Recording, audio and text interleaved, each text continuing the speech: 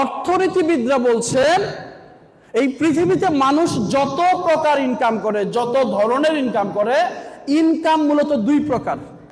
একটা আয়কে বলা হয় অস্থায়ী আয় বা অনিরাপদ আয়, এই আয়টাকে একটিভ আয়ও বলা হয়।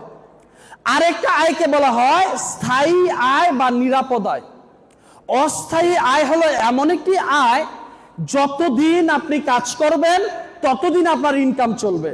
আপনি যদি কাজ বন্ধ করে দেন আপনার আয়টাও।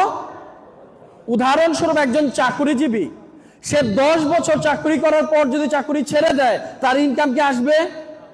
একজন প্রবাসী যদি 15 বছর পর দেশে চলে আসে তার ইনকাম কি চলবে? অর্থাৎ কাজ বন্ধ করে দিলে ইনকাম বন্ধ হয়ে যায়। এ জাতীয় আয়কে বলা হয় অস্থায়ী আয়। আর স্থায়ী আয় হলো এমন একটি আয়, একবার যদি ইনকামটাকে আপনি ডেভেলপমেন্ট করতে পারেন এই ইনকামটা কন্টিনিউ চলবে, এমনকি আপনার অবর্তমানে আপনার ইনকাম চলমান থাকবে। উদাহরণস্বরূপ ঢাকা শহরে যিনি একটি 10 তলা বিল্ডিং করেছেন, তিনি কয়বার গড়ে তুলেছেন? কিন্তু এখান থেকে সে ভাড়া পাবে কয়বার? সে যদি অসুস্থ হয়ে যায় তখন কি ভাড়া আসবে? মার্ক জুকারবার্গ কষ্ট করে একবার ফেসবুক ডেভেলপ করেছেন। আজকে যদি সে কোনো কারণে আইসিইউতে ভর্তি থাকে, ওই দিনও যদি আমরা ফেসবুক ইউজ করি তার কি ইনকাম আসবে? এ জাতীয় ইনকামকে কি ইনকাম বলা হয়? স্থায়ী ইনকাম। হুমায়ুন আহমেদ অনেক আগে মারা গিয়েছেন, আল্লাহ তাকে জান্নাতবাসী করুক। আজকের দিনেও তার বই ছাপা হয়, বিক্রি হয়, তার পরবর্তী প্রজন্ম কি ইনকাম পায়?